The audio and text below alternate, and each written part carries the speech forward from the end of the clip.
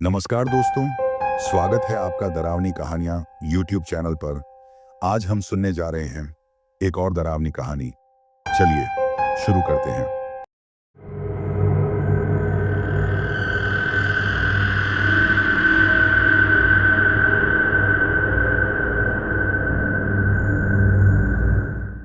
झीलों का शहर भोपाल। भोपाल के बीच में जहां बीते हुए कल की गूंज आज की परछाइयों के साथ मिलती है, वहां एक महल खड़ा है। इसकी बनावट इंडो इस्लामिक और यूरोपीय शैलियों का एक आकर्षक कर देने वाला तालमेल है, जिसे 1830 के दशक में बेगम के लिए शादी के तोहफे के रूप में बनाया गया था। भोपाल में नवाबों के समय का एक पुराना महल, एक डरावना राज छिपा हुआ है जिसे जानने की हिम्मत बहुत कम लोगों ने की है। भोपाल शहर जो झीलों के बीच बसा है, वहां एक पुरानी और जर्जर हवेली के बारे में कई डरावनी कहानियां मशहूर हैं। कहा जाता है कि उस हवेली में कुछ लोगों की आत्माएं भटकती हैं, जो कई साल पहले वहीं मर गए थे। एक रात 3 दोस्तों के ग्रुप ने उस रहस्यमयी हवेली का पता लगाने का फैसला किया और वे एक अंधेरी रात में वहां जाने के लिए निकल पड़े। पहले ग्रुप में अलीरिया थी, जिसे लगता था कि उस महल में किसी न किसी का साया है। जिस बात को लेके उसने अपनी दोस्त कलिस्टा को ये कहा कि वो इस बात को साबित करके दिखाए। उन दोनों के साथ उनका दोस्त डैनिका भी है। दूसरे ग्रुप में दक्ष था, जो खतरे में रोमांच ढूंढता था। फर्न उसकी बहन, जो उसे साथ जाने के लिए मजबूरी में तैयार हुई, और नोमन, जो शांत स्वभाव का था और हमेशा किनारे पर रहकर सब देखता था। तीसरे ग्रुप में जोजेल थी, नई नई भूत प्रेत की जांच करने वाली, जो अपने सामान के साथ थी। मैथ्यू उसका सबसे अच्छा दोस्त, जो उनकी दिलचस्प घटनाओं को कैमरे में रिकॉर्ड करता था, और एलियास, जो एक भावनात्मक व्यक्ति था। रात भारी है, घुटन भरी चादर की तरह स्याही से भी गहरी, जो रोशनी को फैलने से रोक रही है। पेड़ों के बीच से निकलती हुई ठंडी हवाएं, जिसकी सरसराहट कुछ ऐसी महसूस हो रही हैं जैसे कोई छुपा हुआ डर हमारे पास से गुजर रहा हो। जमीन पर रेंगते हुए साए अजीब तरीके से फैल रहे हैं, जैसे वो खुद को जिंदा समझ रहे हों। चांद घने बादलों के पीछे छुपा गया है। बस एक अजीब सी खामोशी बस चारों ओर फैली है, जो हवा में जैसे एक सांप की तरह तैर रही थी। दूर से एक गहरी, दूर से रोंगटे खड़े कर देने वाली एक कांपती हुई आवाज सुनाई दी, जैसे रात खुद जिंदा हो, हमें देख रही हो और इंतजार कर रही हो। रात के 12 बजे थे। पूरा शहर गहरे सन्नाटे में डूबा हुआ लग रहा था। मैं अपनी दुकान के काउंटर के सामने बैठा था। आज किसी कारण से मुझे अजीब सा लग रहा था, इसलिए जगह भी मानो खाली सी महसूस हो रही थी। किसी ग्राहक के इंतजार में मैं बैठा रहा।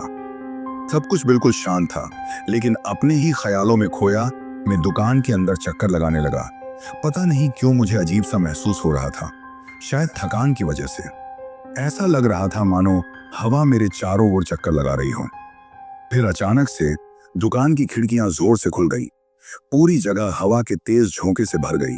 हवा ठंडी थी, लेकिन उसमें से अजीब बदबू आ रही थी, मुरझाए हुए पुराने फूलों की तरह। ऐसी खुशबू जो दिल में एक अजीब सी बेचैनी पैदा कर रही थी। पहले तो मुझे लगा कि यह कोई कूड़ा कचरा या हवा के झोंके के साथ पड़ी पत्तियां होंगी, लेकिन जब मैं खिड़की बंद करने के लिए मैं उसके पास पहुंचा, तो मुझे कुछ अलग ही दिखा। खिड़की के बाहर एक औरत 2 से 4 फीट दूर हवा में लटकी हुई थी। खुले बालों के साथ वह हवा में हिल रही थी, मानो वह औरत उसकी हवा का एक हिस्सा हो। उसका चेहरा एक अजीब सी मुस्कुराहट से चमक रहा था, लेकिन वो मुस्कुराहट सुकून देने वाली नहीं थी, शैतानी मुस्कुराहट थी। वो मुझे इस तरह से देख रही थी मानो जैसे कुछ कहना चाहती हूँ। मैं वहीं थम गया। मेरे मुंह से एक भी शब्द नहीं निकला। मैंने उसकी आंखों में देखा और मुझे लगा कि वे आंखें मेरी रूह को देख सकती हैं। वह बिना हिले बस मुस्कुराकर मेरी ओर देखती रही। मुझे नहीं पता था कि मैं क्या करूं। मैं दुकान से भागना चाहता था, लेकिन मेरा पैर मानो जमीन पर जम गए। तभी हवा का एक और तेज झोंका आया और उसके साथ ही वह औरत गायब हो गई। लेकिन 1 मिनट के लिए मुझे लगा कि वह मुझसे होकर गुजरी है, क्योंकि मेरी गर्दन पर एक ठंडी सांस महसूस हो रही थी। मैं अपने होश खो बैठा। उसके बाद मैं क्या कर रहा था, मैंने खिड़की कैसे बंद की, मैं दुकान के अंदर कैसे छिपा, मुझे ज्यादा याद नहीं है। अभी मैं भले ही यह बात यहाँ सबको बता रहा हूँ, लेकिन मेरा दिल अभी भी डर के एहसास से भरा हुआ है। मैं वो चेहरा और वो मुस्कान कभी नहीं भूलूंगा, मैंने कुछ ऐसा देखा है जो इंसानी नहीं है। देखो देखो देखो, मैंने अभी क्या देखा। दोस्तों का ग्रुप एक मंद रोशनी वाले कैफे के कोने में एक छोटी सी मेज के चारों ओर बैठा है। ठंडी हवा खिड़कियों से टकराती हुई और बाहर शहर की धीमी आवाज मुश्किल से उनके कानों तक पहुंच रही है। सब इसके बारे में ही बात कर रहे हैं। अलीरिया ने उस दुकानदार की कहानी सुनते हुए कहा, जिसे कुछ अजीब चीज का सामना करना पड़ा। हाँ, मैंने भी सुना। बहुत अजीब बात है ना, कलिस्टा ने कहा। इसमें इतना अजीब क्या है? साफ है कि यह सिर्फ एक कहानी है और कुछ नहीं, डैनिका ने कहा। दुकानदार ऐसा क्यों करेगा? और इसके अलावा सब कह रहे हैं कि पिछली रात की वो औरत जो उस दुकानदार को दिखाई दी है, वह बेगम की रूह थी और वह अकेला इंसान नहीं है जिसने उन चीजों से सामना करा है। अलीरिया ने डैनिका से असहमत होते हुए कहा, तुम्हें पता है, अलीरिया सही हो सकती है। मेरे चाचा उस जगह की ऐसी ही कहानियों के बारे में बता रहे थे। उन्होंने कहा कि लोग सालों से उस महल के आसपास अजीब चीजें देखते आ रहे हैं, और न सिर्फ दुकान बल्कि महल के आसपास की पूरी जगह। ऐसा लगता है जैसे बहुत वक्त पहले वहां कुछ हुआ हो। हमजा ने आगे बढ़ते हुए कहा, अरे बस करो, ये सब तो बस लोगों की बनाई हुई बातें हैं। हर शहर में कोई ना कोई जगह को भूत बंगला कहते हैं। इसका मतलब ये थोड़ी है कि सच में उस जगह भूत होते हैं। डैनिका ने आंखें घुमाए और हाथ बांधकर कहा, लेकिन डैनिका, ये सब बिल्कुल सच लगता है। सोचो ना, इतने लोग एक ही बात क्यों बोलेंगे? और उस दुकानदार का जो बयान है वो तो बिल्कुल बेगम की रूह की कहानियों से मिलता है। कहते हैं कि ठंडी और हवादार रातों में वो उस गली में घूमती है, जैसी कोई चीज या किसी इंसान को ढूंढ रही हो। एलियारिया ने कहा, अरे तुम लोग सच में इस पर यकीन कर रहे हो? डैनिका ने हल्की सी हिचकिचाहट के साथ हंसकर कहा, ठीक है डैनिका, तुम बार बार कह रही हो कि यह सिर्फ एक अफवाह है, एक बड़ा चढ़ाकर बताई गई कहानी। अगर तुम्हें ऐसा ही लगता है तो साबित करके दिखाओ ना, अलीरिया ने कहा। क्या कहना चाहती हो? डैनिका ने कहा, बेगम महल जाओ आज रात को, पूरी जगह घूम कर देखो और फिर हमें बताओ कि वहां कुछ भी नहीं है। दिखाओ कि तुम एक भूत की कहानी से डरते नहीं। एलिरिया ने आगे झुककर कहा। उसकी आंखें तेज थीं और आवाज बिल्कुल निर्धारित। बस इतना ही? यह है तुम्हारा बड़ा चैलेंज? डैनिका ने आंखों को घुमाते हुए कहा, ठीक है, मैं जा रही हूं। सीधा उस महल में जाऊंगी और तुम दोनों को साबित करके दिखाऊंगी कि वहां सिर्फ धूल और पुरानी लकीर की आवाजें हैं। डैनिका ने कहा, रुको रुको, तुम सच में चाहती हो कि वो आज रात वहां जाए? इलीरिया, ये पागलपन है। तुम्हें पता भी है कितने लोग उस जगह से बचकर रहते हैं। ये सिर्फ दुकानदार की कहानी नहीं है। उस महल के बारे में तो कई सालों से अफवाहें चल रही हैं, कलिस्टा ने कहा। उसका चेहरा सफेद पड़ गया और आवाज में डर साफ था। अरे कालिस्टा, तुम भी इस बकवास को मान रहे हो? तुम भी बिल्कुल एलिरिया जैसे हो। ओह, बेगम की आत्मा रात को घूमती है। ये बस बच्चों को डराने के लिए एक कहानी है। हमजा की तरफ पलटकर हमायरा मुस्कुराकर बोली, अगर ये बस कहानी है तो दिक्कत क्या है डैनिका? अगर तुम्हें लग रहा है कि ये सब झूठ है तो साबित कर दो, पर एक बात है, तुम अकेली नहीं जा रही हो। एलिरिया ने बीच में कहा। उसकी आवाज तेज थी और उसका इरादा मजबूत था। अच्छा, और कौन मेरे साथ जाएगा? तुम, एलिरिया, या फिर कलिस्टा बहादुरी दिखाएगा? डैनिका अपने आप को आगे बढ़ाते हुए कहा, हम दोनों। तुम सही कह रहे हो, ये सिर्फ तुम्हारा चैलेंज नहीं है, ये हमारा भी है। अगर बेगम की रूह सच में है तो हम सब मिलकर देखेंगे, और अगर तुम्हारी बात सच नहीं हुई तो तुम्हें अपना आप पता चल जाएगा कि क्या सच है और क्या झूठ। एलिरिया ने अपनी बात खत्म करते हुए कहा, अरे मुझे इन सब में मत ढकेलो।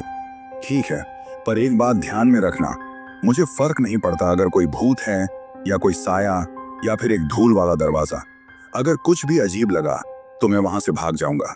तुम दोनों बेगम के भूत का सामना खुद करना। हमजा ने गुस्सा कर अपने हाथों को हवा में करते हुए कहा, ठीक है, तो आज रात हम महल चलेंगे, और जब हमें वहां कुछ भी नहीं मिलेगा सिवाय धूल और जालों के, तब तुम मान जाओगी कि तुम गलत थी, जैजलीन। डैनिका ने मुस्कुराते हुए अपनी पूरी हिम्मत के साथ कहा, और अगर वहां सच में कुछ हुआ तो डैनिका, तब तुम क्या करोगी? जैजलीन ने ध्यान से मुस्कुराते हुए कहा। उसकी आवाज में एक खौफ था। वहां कुछ नहीं है एलिरिया, मैं तुम्हें साबित कर दूंगी। डैनिका ने थोड़ी देर के लिए थोड़ा सोचा, फिर कहा, तो हम सच में आज रात ये करने जा रहे हैं? ठीक है, हमजा ने अपने कान पट्टे हुए हाथों को सिर पर रगड़ते हुए कहा। तीनों खड़े हुए। उनका फैसला हो चुका है। अब रात की ठंडी अंधेरों में महल की ओर जाने का इंतजार कर रहे हैं। क्या तुमने सुना? कुछ ऐसी ही कहानी का तो मैं इंतजार कर रहा था, दाक्ष ने खुशी से कहा। अफान, अब शुरू मत हो जाना। ये बस एक और कहानी है जो लोगों को डराने के लिए बनाई गई है। दुकान वाले ने शायद कुछ गलत समझ लिया है, फर्न ने आंखों को घूमते हुए थक कर कहा। लेकिन क्या ये अजीब नहीं है? जो विवरण दिए गए हैं वो बेगम की कहानियों से मिलते हैं। क्या तुम्हें ये नहीं लगता? सोच में डूबे हुए नोमान ने धीरे से कहा। अरे नोमान, मत कहना कि तुम भी इन सब चीजों को सच मान रहे हो, फर्न ने कहा। पता नहीं, मगर मुझे दुकान वाले का डर सच्चा लग रहा है। और मेरे दादाजी ने भी कभी महल के पास कुछ अजीब घाटों का जिक्र किया था। वो हमेशा कहते थे कि वहां कुछ ना कुछ गलत है, नोमान ने कहा। बिल्कुल, ये हमारा मौका है सच्चाई को ढूंढने का। अगर हम वहां जाके कुछ ढूंढते हैं, सोचो कितनी बड़ी खबर बनेगी। युवा खोजियों ने बेगम की आत्मा का राज खोल और तुम्हारे दादाजी की कहानियां, दुकानदार की मुलाकात, सब कुछ एक ही बात की तरफ इशारा कर रहा है। कुछ तो है वहां जो हमारे ढूंढने का इंतजार कर रहा है, दक्ष ने शरारत से मुस्कुराते हुए कहा। अफान, तुम बस शोहरत के लिए ये सब कर रहे हो। ये खतरनाक हो सकता है। अगर कुछ हो गया तो? फर्न ने अपनी आंखों को घुमाते हुए बेचैनियों से कहा। मुझे नहीं लगता कि ये बस शोहरत का सवाल है। अब तो लगता है कुछ और भी है। दुकानदार की कहानी, कुछ तो अजीब था उसमें। ऐसा नहीं लग रहा था कि वो बस एक आम सी कहानी सुना रहा है। उसका डर बिल्कुल असली था। और मेरे दादाजी, वो हमेशा मुझे महल के आसपास अजीब चीजों के बारे में बताते थे। वो हमेशा मुझे वहां जाने से मना करते थे। वहां की हवा कुछ अलग ही है, नोमान ने धीरे से फर्न और दक्ष की तरफ देखते हुए कहा। शानदार, अब तुम दोनों ही इसमें शामिल हो गए। नोमान, तुम्हारे दादाजी बस एक और इंसान थे जो अफवाहें फैलाते थे। और अफान, खतरे को मजाक में लेना बंद करो। तुम भटकती आत्मा का पीछा करना चाहते हो, लेकिन क्या तुम्हें सच में पता है तुम किस चीज में जा रहे हो? फर्न ने अपना माथा ठोकते हुए थोड़ा परेशान होकर कहा। बिल्कुल फर्न, ये हाई पॉइंट है, जो खतरा और रोमांच है, दक्ष अपनी आवाज ज्यादा बुलंद करके कहता है। और अगर हम इसे सामने लाने के लिए हिम्मत दिखाएंगे तो हमारे पास साबित करने के लिए कुछ होगा जो किसी और के पास नहीं होगा। सोचो, सबके चेहरे कैसे होंगे जब हम वापस आएंगे असली सबूत के साथ। दक्ष शरारती तरीके से मुस्कुराता है और अपनी कुर्सी पर झुक जाता है। ठीक है, लेकिन ये सब मैं अपनी तरह से करूंगी। कोई भी बेकार का काम नहीं होगा। अगर कुछ मिला तो हम वहां से निकल जाएंगे। हम रात भर नहीं रुकेंगे और अगर कुछ भी अजीब लगा तो सीधा वहां से निकल लेंगे। फर्न अपने हाथ आगे करके गुस्सा होकर कहती है। ठीक है, मुझे पता था तुम समझ जाओगी, दक्ष जीतने वाली मुस्कान के साथ कहते हैं। मुझे बस पता नहीं दोस्तों, इस जगह में कुछ तो है। मैं महसूस कर सकता हूँ। हमें वहां जाकर अपने आप देखना होगा। अगर वहां कुछ सच में है तो हमारे पास जवाब होगा, अगर नहीं तो काम से काम हमें सब कुछ सफाई से पता चल जाएगा, नुमान सोचता हुआ कहता है। बिल्कुल, हम इसके बारे में बहुत बात कर चुके हैं। अब वक्त आ गया है कि जाकर देखो। हम वहां आज रात ही जाएंगे, दक्ष टेबल पर हल्की ठोकर मारते हुए कहते हैं। ठीक है, लेकिन मैं बिना प्लान के अंदर नहीं जाने वाली हूँ। कोई भी सरप्राइज नहीं चाहिए, फर्न थोड़ा गुस्सा होकर कहती है, लेकिन आखिरकार उसे मानना पड़ता है। धीमे धीमे रोशनी वाले दुकान में हुमा, मैथ्यू और इलियस काउंटर के पास खड़े हैं। जब दुकानदार अपनी कहानी बताकर रहा है, दुकान का माहौल तनावपूर्ण है और वक्त वक्त पर लकड़ी की चरमराहट और बाहर की हल्की हवा की आवाज सुनाई दे रही है। दुकानदार की आवाज काफी घबराई हुई है। वो आंखों में डर और हैरानी के साथ कहता है, मुझे नहीं पता वो क्या था। मैंने पहले कभी ऐसा कुछ नहीं देखा, क्योंकि सालों से मैं रात को दुकान खोलता हूं, पर ऐसा कभी नहीं। वो औरत, वो इंसान नहीं थी। उसकी मुस्कान कुछ अलग थी, और जो तारीख से वो हवा के साथ चल रही थी, ऐसा लगा जैसे वो हवा का हिस्सा हो। हुमा धीरे से आगे बढ़ती है, अपनी आवाज में शांति के साथ दुकानदार का चेहरा गौर से देखकर कहती है, तो आप कह रहे हो कि वो औरत जिसने सफेद लिबास पहना हुआ था आपकी खिड़की के बाहर खड़ी थी? क्या उसने आपसे कुछ कहा? हाँ, सिर्फ वो मुस्कुराती रही। दुकानदार अपना सर हिलाता है, अपने चेहरे पर बलों के साथ। वो कुछ नहीं बोली, बस वो मुस्कान और उसकी आंखें, वो मेरी आंखों में देख रही थी। सिर्फ मेरा चेहरा नहीं, मेरे रूह तक। मैं हिल नहीं पाया, कुछ कह नहीं पाया। मेरा दिल जैसा बंद हो गया था और मैंने महसूस किया जैसे वो मेरे दिमाग में थी। मैथ्यू, जो चुपचाप सब सुन रहा था, थोड़ा सा मुस्कुराते हुए बोला, ये बिल्कुल वैसे ही है जो हम लोग ढूंढ रहे थे। इसका डॉक्यूमेंट बनाना होगा। सोचो अगर हम ये फुटेज ले लें तो। कहकर अपने कैमरे को निकालता है। मैं ये महसूस कर रही हूं, यहाँ कुछ है। सिर्फ हवा नहीं, यहाँ एक एनर्जी है, कुछ अंधेरा। मुझे लगता है ये सिर्फ एक भूत की कहानी नहीं है, कहीं ना कहीं कुछ ज्यादा है। राइजेल ने अपनी आवाज धीरे धीरे करते हुए कहा, ये वही है जो हम ढूंढ रहे थे, एक असली असाधारण मुठभेड़। मेरे पास सारे उपकरण तैयार हैं, ईवीपी रिकॉर्डर, कैमरे, थर्मल सेंसर। मैथ्यू, तुम सब कुछ दस्तावेज बनाना। देखते हैं क्या हम कुछ असली जवाब पा सकते हैं। हुमा ने गहरी सांस लेते हुए कहा, आंखों में एक शिद्दत। उसका दिमाग पहले से तेज काम कर रहा है। हाँ, लेकिन ध्यान रखना, यह करना खतरे से खाली नहीं होगा। इलियास अपनी आंखों को धीरे से चमकाते हुए कहा, चलो, अगर ये जगह सच में भुतहा है तो हम इसे टेप पर कैप्चर करेंगे। कौन जाने, शायद हम इस रहस्यमयी औरत की पहचान भी ढूंढ लें। मैथ्यू ने मुस्कुराते हुए अपना कैमरा सेट करते हुए कहा। जैसी ही रात भोपाल पर छाई, 3 ग्रुप महल के पास इकट्ठा हो गए। रात का ठंडापन गहरा होता जा रहा था और बेगम का महल एक अजीब सी खामोशी में डूबा हुआ था। पहले जो शौकत से भरा था, अब वो उदासी में घिरा हुआ था। उसके शिकार की खिड़कियां टूटी हुई थी, दीवारों पर बेल छाई हुई थी और उसकी पुरानी खूबसूरती चांदनी रात में। और रात का ठंडापन गहरा होता जा रहा था और बेगम का महल एक अजीब सी खामोशी में डूबा हुआ था। पहले जो शौकत से भरा था, अब वो उदासी में घिरा हुआ था। उसके शिकार की खिड़कियां टूटी हुई थी, दीवारों पर बेल छाई हुई थी और उसकी पुरानी खूबसूरती चांदनी रात में और भी खौफनाक लग रही थी। हवा में एक अजीब सी बू थी, जैसे पुराने सूखे फूलों की, लेकिन उसमें कुछ पुराना और खतरनाक भी था, जैसे कोई छुपी हुई भूल। चांद पूरा था, अपनी रोशनी से बेगम के महल की टूटी दीवारों में से गुजरता हुआ, और वो रोशनी भी कुछ अजीब सी लग रही थी। अफान टूटी हुई दीवार के ऊपर से कूदकर दूसरी तरफ उतर गया। उसका कैमरा पहले से ही चल रहा था। लाल रिकॉर्डिंग लाइट अंधेरों में चमक रही थी। उसने मुस्कुराते हुए दूसरों की तरफ देखा, आंखों में उत्साह था। ये किस्मत बना देने वाला होगा, उसने हल्की आवाज में कहा, लेकिन उसकी आवाज में उत्साह भारी थी। हम अब इतिहास बनाने वाले हैं। फर्न ने अपने चेहरे पर गुस्सा दिखाया। वो बिल्कुल भी खुश नहीं थी। धीरे से दीवार पर चढ़ी, अपनी टॉर्च मजबूती से पकड़ी थी। तुम हमें मारवा डालोगे, उसने कहा, अपनी जीन्स पर धूल झड़ते हुए। ये बिल्कुल भी समझदारी नहीं है अफान। अगर कुछ हो गया तो कोई भी हमें नहीं ढूंढेगा। दाक्षंस्कर अपने हाथ से वैसे ही बात को नजरअंदाज कर दिया। हमने इससे भी ज्यादा खतरनाक काम किया है और हम सिर्फ भूत नहीं, सच्चाई की तलाश कर रहे हैं। उसने घूमकर कैमरे को हवा में उठा दिया और पुरानी बिल्डिंग का दर्शनीय दृश्य रिकॉर्ड किया। नोमान दीवार के नीचे खड़ा था, महल के भूतिया सिलहौटे को देख रहा था। वो इतना डर गया था कि उसकी आवाज भी धीमी थी। इस जगह में कुछ तो है, ऐसा लग रहा है जैसे ये हमें देख रही हो। डाक्ष ने उसकी तरफ मुड़कर मुस्कुराते हुए कहा, बिल्कुल, इसीलिए हम यहाँ आए हैं। उसकी आवाज पुरानी दीवारों से टकरा गई, जैसे खाली जगह और भी खाली लग रही थी। नोमान धीरे धीरे चढ़ा, उसकी आंखों में डर था। मुझे नहीं लगता अफान, ये कुछ ठीक नहीं लग रहा।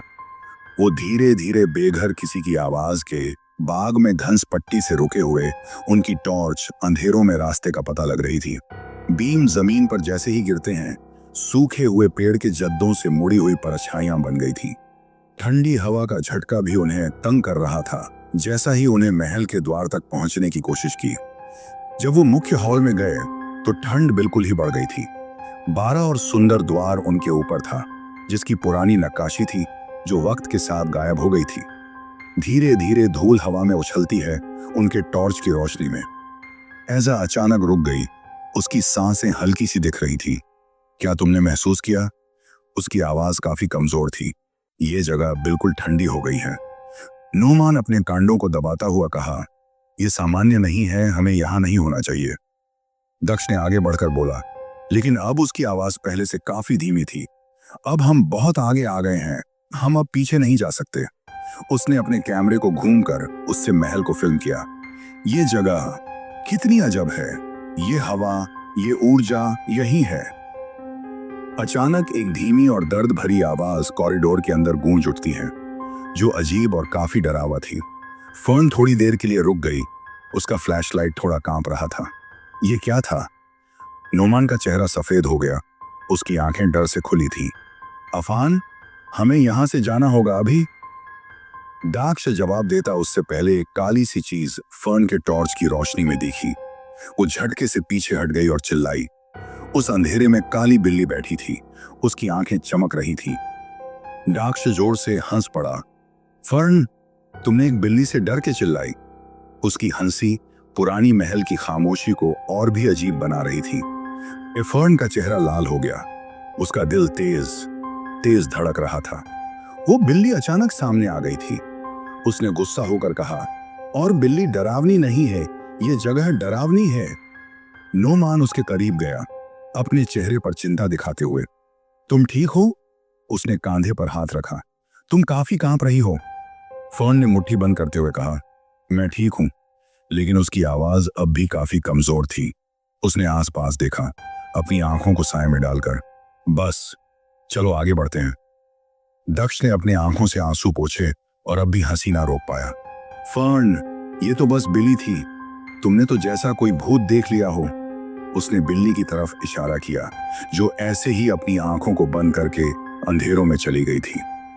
नोमान ने दाक्ष को धीरे से देखा, एक चुप का इशारा किया।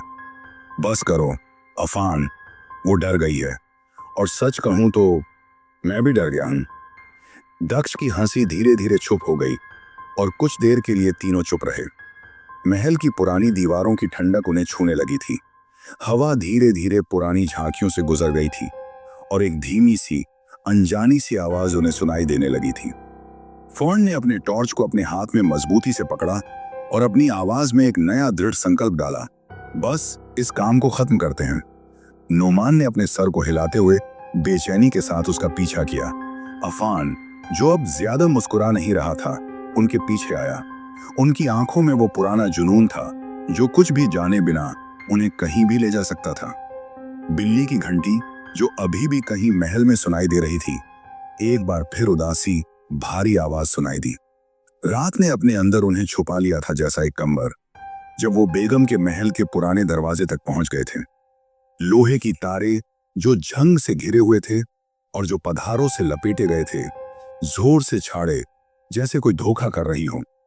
एलिरिया ने दरवाजे को खोला और आवाज हवा में घूमती हुई उनकी सुनाई दे रही थी। हवा तेज हो गई थी, ठंडी और काफी कड़वी थी, और जमीन की नमी और कुछ सूखे फूलों जैसी महकी हुई खुशबू ले आई थी। जैजलीन ने डानिका की तरफ देखा और अपनी तानेबाजी भरी मुस्कान के साथ कहा, अब भी तुम्हें लगता है ये सब बस कहानियां हैं? उसकी आवाज हल्की थी लेकिन काफी तीखी थी, जो पूरी शांति में घूमती थी। डैनिका जो बेपरवाह होकर चल रही थी, लेकिन उसके कदम कुछ धीमा हो गया। बस हवा होगी जैजलीन, पुरानी इमारतें छलकती हैं, दरवाजे भी जंग खाते हैं, कुछ भी अलग नहीं है। उसकी आवाज धीरे से निकली। हमजा धीरे से पीछे चल रहा था, हर कदम देखते हुए जैसे कुछ देख रहा हो। उसने काफी धीरे से कहा, हमें एक साथ रहना चाहिए, अलग मत हो। उसकी आवाज थोड़ी कमजोर थी और वो अपना डर छुपाने की कोशिश कर रहा था। जैजलीन ने आंखें घुमाकर कहा, आराम करो हमजा, यहाँ हमारे अपने सोचने की चीजें ही हैं, कोई भूत नहीं है।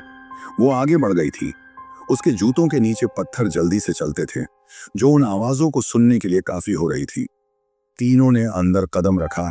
नीचे सूखे ठंडे पत्थर थे और हर बार हवा की एक झीलों की आवाज सुनाई देती थी, जैसे अनजाने आवाज आती हो। सारे पुराने फव्वारे के आसपास घूम रहे थे, ऐसे घूम रहे थे जैसे कुछ छुपा रहे हों। ऊपर एक बड़ी दरवाजे की छाटी थी, जो पुरानी और खिंच गई थी, रात के घबराहट में छुप गई थी। तब एक आवाज सुनाई दी, हल्की लेकिन बिल्कुल साफ, एक अजीब सी मुस्कान की आवाज, जो अंदर से निकल रही थी और पुराने दीवारों में गूंजती हुई सुनाई दे रही थी। कलिस्टा रुका। क्या तुमने वो सुनाई दिया? उसकी आवाज काफी धीमी थी, जैसे वो अपने साथ के लोगों से भी नहीं कह पा रहा हो। जैजलीन, जो थोड़ी परेशान थी, झूठी मुस्कान के साथ हंसने की कोशिश की। वो बस हवा होगी, पुरानी जगह में ऐसी आवाज होती है। ये एक पुरानी कहानी का हिस्सा है। डैनिका ने अपना आप और भी मजबूत दिखाया। सच में? तुम लोग हवा से डर गए? उसकी आवाज भी थोड़ी हिलती थी, लेकिन वो खुद को मजबूत दिखाना चाहती थी। अलीरिया की मुस्कान वापस आ गई थी, लेकिन उसके चेहरे पे वो उतनी सच्ची नहीं थी। तुम अभी भी कहानी कह रहे हो ना? चलो, हम देखेंगे क्या तुम ये कहानी रख पाओगे जब हम महल के अंदर चलेंगे। उसने दरवाजे की तरफ इशारा किया। डैनिका ने अपनी आंखों से हमजा की तरफ देखा, जो धीरे से बोला, शायद हमें वापस जाना चाहिए, ये सब कुछ गलत लग रहा है। उसकी आवाज बिल्कुल धीमी थी, जैसा वो चाहता था कि अंधेरा उसकी आवाज ना सुन ले। जैजलीन ने अपनी आंखों में एक जज्बा भरकर कहा, नहीं, हम इतने दूर चलकर यहां आए हैं, हम जवाब चाहते हैं, और मैं तब तक रुकने वाली नहीं जब तक हम सच ना पालें। उसने एक कदम आगे बढ़ाया, अपनी आवाज में कहता था, अगर तुम सच जानना नहीं चाहते हो तो तुम वापस जा सकते हो। डैनिका ने अपने गुस्से को अपने दिल में छुपाकर अपनी जगती हुई ताकत से जवाब दिया, मैं डर नहीं रही हूं। फिर भी उसकी आवाज में कुछ गुस्सा था और वो तेजी से चलने लगी। हवा ने ऊपर से चीखती आवाज उतार दी, जो हमजा के कान तक काफी तेज हो गई थी, और उसके कान में एक ठंडी कांपने दिखाई थी। उसने अपने दोनों हाथों से अपने आप को बांधा। एलिरिया, डैनिका, शायद हमें अंदर नहीं जाना चाहिए। और तब एक और हंसी की आवाज आई, अब ज्यादा तेज, जैसे हर जगह से वो हवा में घुल गई थी। जैजलीन अपने कदम रोके और उसकी जज्बात अब हिल रहे थे। ठीक है, ये क्या था? वो धीरे से कह रही थी, लेकिन उसकी आवाज में थोड़ा डर था। डैनिका ने अपने चेहरे पर मुस्कान डालकर कहा, अब भी ये बस हवा है? अलीरिया का मुंह खुला, लेकिन कोई शब्द नहीं निकला। उसकी हंसी धीरे से चुप हो गई थी, और अब सिर्फ हवा की आवाज थी और उनके दिल की धड़कन जो सुनाई दे रही थी। पहली बार उसने जवाब नहीं दिया। हुमा की टॉर्च का प्रकाश अंधेरे में काफी दूर तक जा रहा था और एक लंबी राह दिखाई दे रही थी। छायाएं अजीब तारीख से हिल रही थीं और डरें उनमें फेल हुई थी। ये जगह कभी कितनी खूबसूरत थी, उसने धीरे से कहा। उसकी आवाज खामोशी में गूंज रही थी। ये सोचना भी मुश्किल है कि इसे अब इस तरह से छोड़ दिया गया है। रायजिल धीरे धीरे चल रही थी, अपना हाथ टूटी हुई दीवारों पर रखकर, जैसे वो उस महल को महसूस करना चाहती हो। दीवारों में कहानियां हैं, उसने धीरे से कहा, और कुछ और भी है, कुछ जो यहाँ बहुत समय से है। मैथ्यू अपने कैमरे की स्क्रीन पर आंखें झुकाकर उसका फोकस ठीक कर रहा था। क्या तुमने ये देखा? उसने अचानक रुकी हुई आवाज में कहा। अपनी जगह पर थामा। उसने एक रोशनी के बीच में एक छोटी सी रोशनी को देखा, जो अंधेरे के किनारे से गुजर गई थी। हुमा ने अपना मन तेज करते हुए सर हिलाया। चलो, उसका पीछा करते हैं, उसने मुसलसल आवाज में कहा। सब धीरे धीरे चल रहे थे। जमीन के नीचे से आवाज आई थी, हर कदम की गूंज और हर शोर एक एक शहर के खाली कमरे में सुनाई दे रहा था। बाहर से हवा और तेज हो गई थी, पुरानी खिड़कियों को हिलाते हुए, जैसे कोई रूह चीख रही हो। जैसे वह लोग रास्ते के आखिरी हिस्सों तक पहुंचे, एक हल्की सी आवाज सुनाई देने लगी, जो अंधेरों में से आ रही थी। मैथ्यू ने अपना कैमरा उठाया और धीरे से कहा, वो क्या था? उसकी आवाज थोड़ी देर और उम्मीद से भारी हुई थी।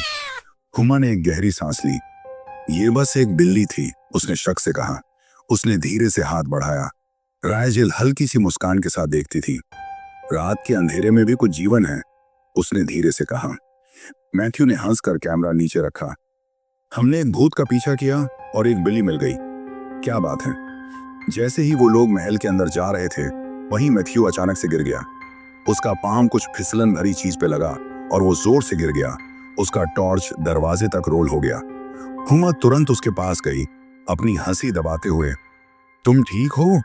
उसने मुस्कुराते हुए पूछा। मैथ्यू ने अपना सिर उठाया हुए कहा, मुझे लगता है मैं किसी चीज से स्लिप हो गया हूं, उसने झटके से कहा, थोड़े डर के साथ। और ये क्या है? उसने अपना हाथ दिखाया, जो एक घने गंदे लिक्विड से ढका हुआ था।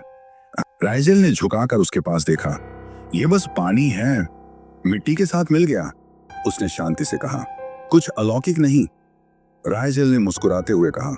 भूत के पीछे भाग रहा हो, पर तुम तो इतने आसान से डर जाते हो।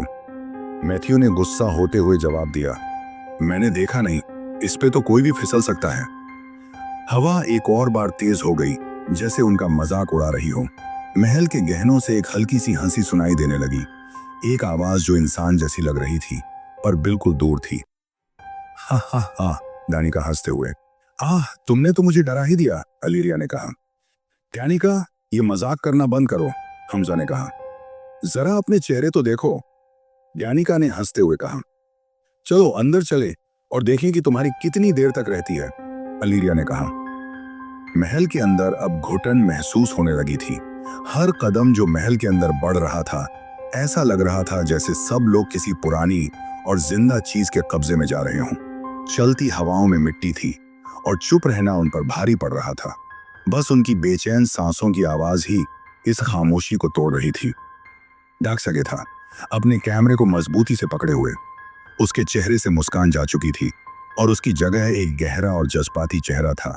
जैसे ही मुश्किल वक्त का असर उस पर होने लगा। उसके कदम स्थिर थे, पर अंदर से वो काफी खबरें हुआ महसूस कर रहा था। फर्न जो पीछे चल रही थी, उसका फ्लैशलाइट थोड़ा फ्लिकर कर रहा था और वो अपने कांपते हुए हाथों को छुपा नहीं पा रही थी।